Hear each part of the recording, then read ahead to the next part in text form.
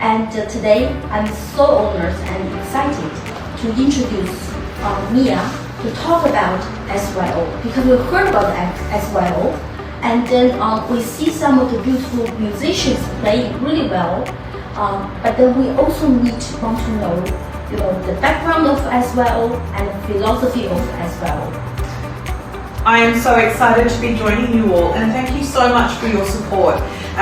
SYO is a community. We have been around for 50 years, so our connections reach both into the future, but also we've had so many young people come through our program who I am forever going into ballrooms, or I'll be in a meeting and someone will tap me on the shoulder as I'm leaving and say, I was in SYO, I was in the string program when I was 7.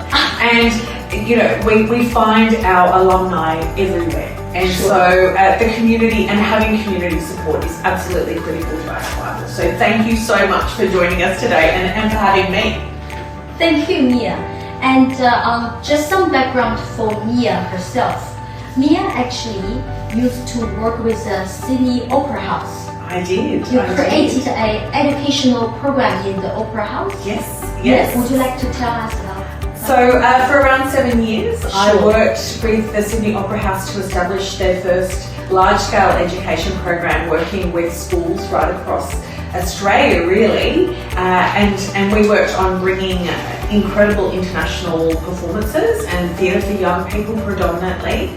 But one of my favourite things I got to do when I was there was that I also established with a fabulous team the first orchestral education program connected to the international orchestras. So it was the Berlin Philharmonic that we brought to Sydney, and we did a wonderful education program attached to that. And that program remains. It's still here. So when international orchestras visit the Sydney Opera House, they also then have an education component that supports really exciting experiences for young musicians. So I'm particularly proud that that was one of the projects that I was able to start with the Sydney Opera House.